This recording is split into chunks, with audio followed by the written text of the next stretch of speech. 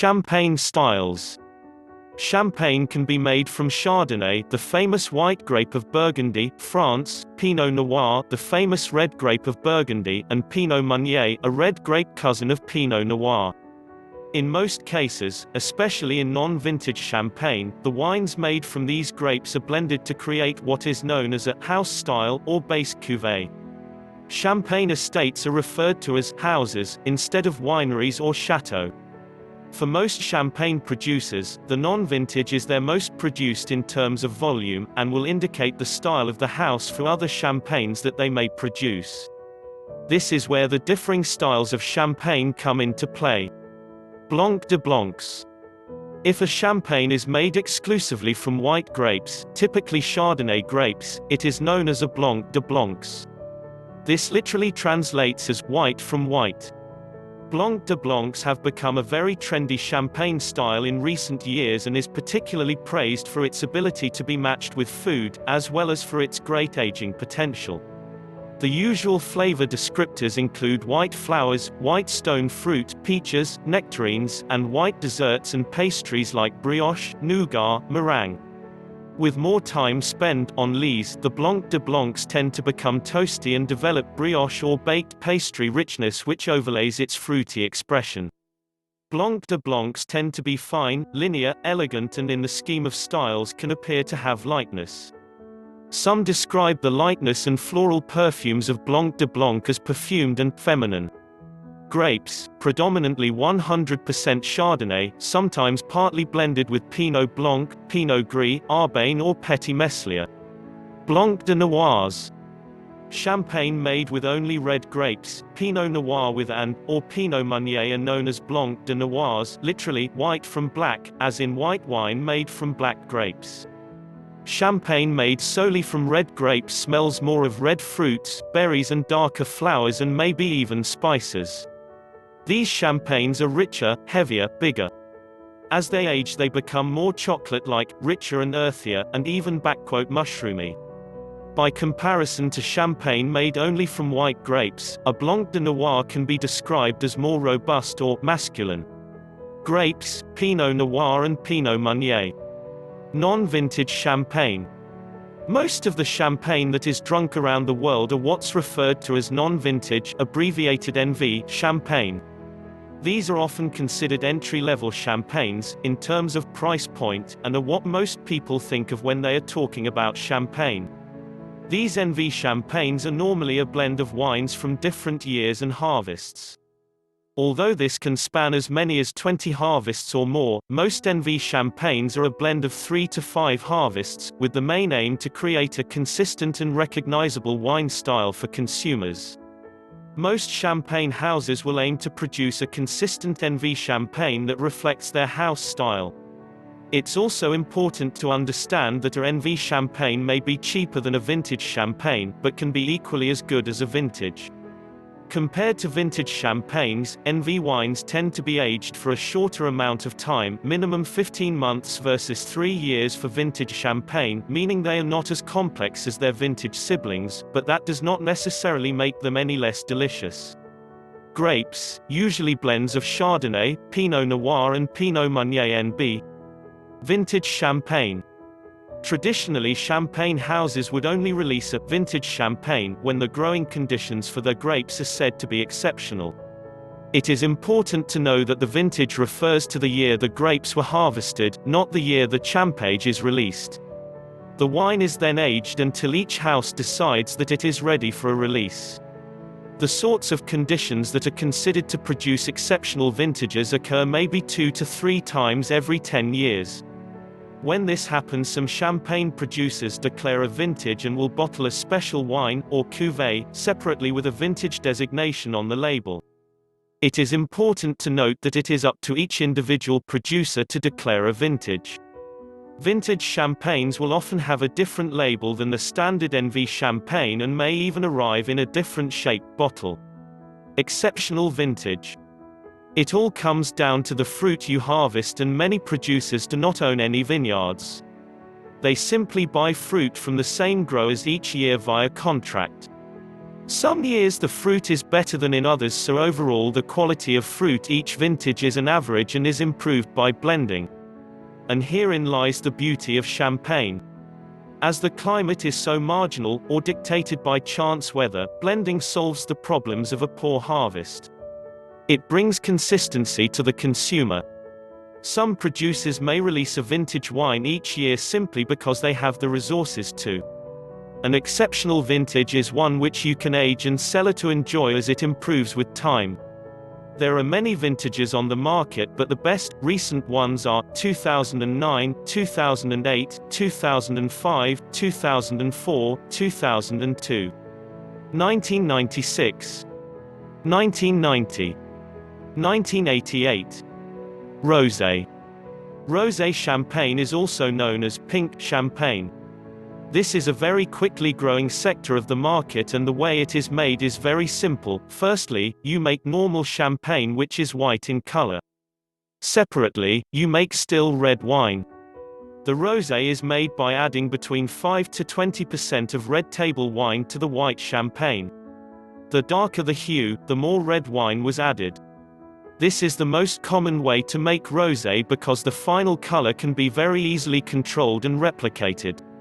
Another method is bleeding some of the color from the red grape skins into the wine at the beginning of the production. This method of bleeding color is known as soigné.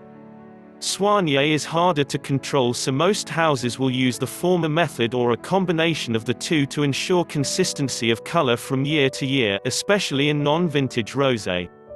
Rosé champagne may be either non-vintage or vintage. Prestige Cuvée. The idea behind a prestige cuvée is that it is meant to be the very best champagne that any one champagne house makes. A prestige cuvée champagne is normally considered the very pinnacle of champagne production and is generally the most costly champagne from each producer. Many of the champagnes that are considered to be a prestige cuvée have earned this moniker by the stellar reputation over decades.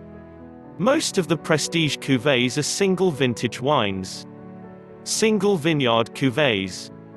Whereas most champagnes are a blend of grapes harvested from several vineyards, single vineyard cuvées are celebrated for their singular site. The Champagne region has such a large area under vine, and has many small individual vineyards. There is bound to be special sites that do things just right every time, or almost every time, if the weather permits. Historically, some of these special sites were walled clos, as they are known as in Champagne and other areas of France. They were usually the special vine gardens owned by the monasteries. The échelle system. The échelle des crus system, developed over the mid-20th century, was to give back to the people who grew the grapes and tended the vines. It started with a recognition of the villagers. The vineyards in the Champagne region are divided into 5 main growing areas: Montagne de Reims, mostly Pinot Noir; Vallée de la Marne, mostly Pinot Meunier; Côte des Blains, mostly Chardonnay; Côte de Sézanne, mostly Chardonnay; and Aube, aka the Côte des Bars, mostly Pinot Noir. Of these departments or growing areas, the villages were noted and rated in quality via a CRU system. In short, the CRU system ranked villages within the Champagne region according to their terroirs, historical quality of production, and potential for grape harvest. Originally, this was used to determine the price that growers could charge for their grapes. Each village was given a rating between 80% and 100%. Grand Cru, only 17 villages were rated 100% and given Grand CRU status. Premier Cru, 42 villages were given a rating between 90% and 99% and received Premier CRU status. Cru, 250-plus villages were given a rating between 80% and 89% and are simply classified as CRU. Grower Champagne. Grower champagnes, or vigneron champagne, tend to be a single-family person who grows their own grapes in a specific place and makes their own wine.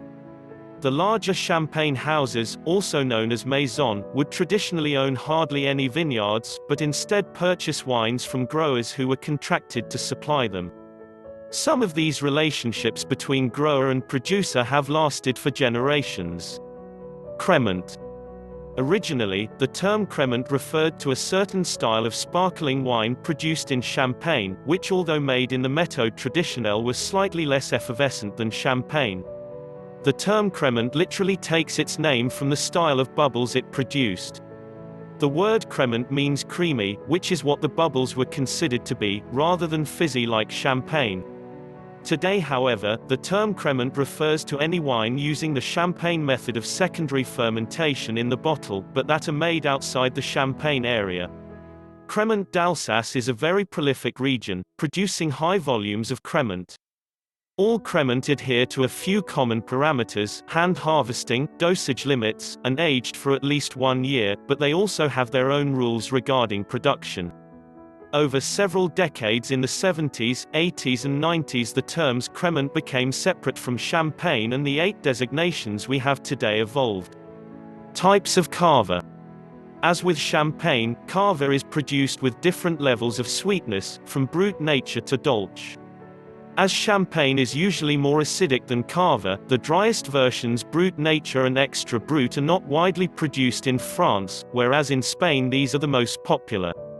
Brut nature, up to 3 grams of sugar, not added sugar; extra brut, up to 6 grams of sugar per liter; brut, up to 12 grams of sugar per liter; extra secco, extra dry, between 12 and 17 grams of sugar per liter; secco, dry, between 17 and 32 grams of sugar per liter; semi-secco, semi-dry, between 32 and 50 grams of sugar per liter; dolce, sweet, more than 50 grams of sugar per liter. As is the case with champagne, Cava is mostly produced as a dry wine, with the semi-secco and dolce versions becoming less and less popular.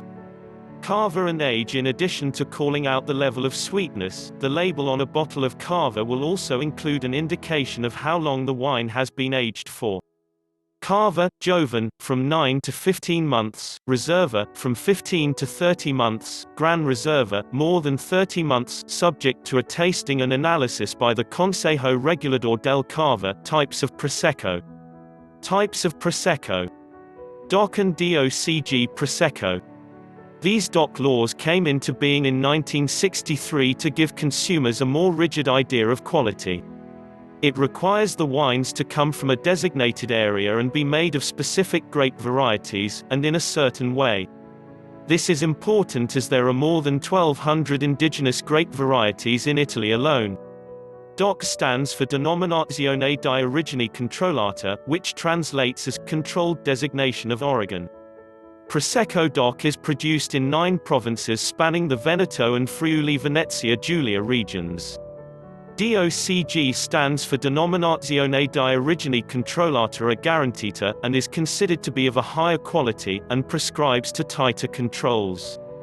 A notable difference between DOC and DOCG is that all wines labeled DOCG are subjected to both an analysis and panel of government tasters each year.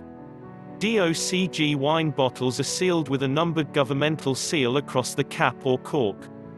Moscato and Asti. There is Moscato d'Asti, Moscato from Asti, and Asti Spumanti. They are similar, but Moscato has lower pressure, less fizz and is sweeter. The differences are subtle, and they are both made of the same grape and herald from the same area of Italy. Moscato is traditionally from northern Italy, from a designated area in Piedmont around the town of Asti. This area is the largest DOCG or designated quality area in Italy. The sparkling wines from Asti must be made of white muscat, known locally as the Moscato Bianco grape, Muscat Blanc or petit grains, in order to qualify as DOCG. The method of production is the same as for Prosecco in that it is made in tanks. But that is where the similarity ends. The Asti method is different because it doesn't start with a still base wine. Must, or unfermented grape juice, is stored at very cold temperatures until needed. Then the juice is warmed up to ferment in pressurized tanks. CO2 is allowed to escape until the ABV reaches about 6%. At this stage the CO2 is trapped and fermentation continues until the ABV reaches about 7 to 8% and the pressure reaches about 5 atmospheres. A chill filtration retains the sweetness and stops the fermentation, and the wine is being bottled. The large vessel in which it is made is less pressurized, so the bubbles are lighter, frizzanti or petulant. Moscato is generally fermented less, not to complete dryness, so the finished sparkling wine is sweeter and lower in alcohol, usually around 5 to 7% ABV instead of 11% plus, than normal sparkling wines. Metodo Classico. They are not as famous or produced in the same quantities as Prosecco, but they are of very high quality and are a great alternative to champagne if you are on a budget. While Proseccos can be made in the Metodo Classico, it's not very common. Franciacorta. Franciacorta, a DOCG region in Lombardy, northern Italy. Just like for Champagne, Chardonnay and Pinot Noir are the main grapes used for these wines. Oltrepo Pavese. The second DOCG region in Lombardy for sparkling wine. Even though the region permits very similar grapes in their wines, Pinot Noir. Trento region located in an alpine valley north of Verona is only classified as a DOC. The only grapes permitted are once again all grapes permitted for champagne production as well Chardonnay. Pinot Noir. Pinot Meunier and Pinot Blanc. Types of sparkling wine in Germany. German sparkling wine is called Sekt, and they have a whole range of different standards attached to the different quality levels. The most basic level, simply called Sekt, doesn't even have to use German grapes and will always be made in the tank method. The only German sparkling wine that is truly a category is so-called Winzersekt, a high-quality product. Types of sparkling wine in Austria. Classic, with some regulations on grapes, which is tank method with minimum aging of 9 months on lees. Reserve, all grapes from one state, hand-harvested, traditional method and left on lees for 18 months. Grobe Reserve, grapes from a single community and minimum lees aging is 30 months. Thank you for watching, comments below, subscribe and don't forget to hit like button.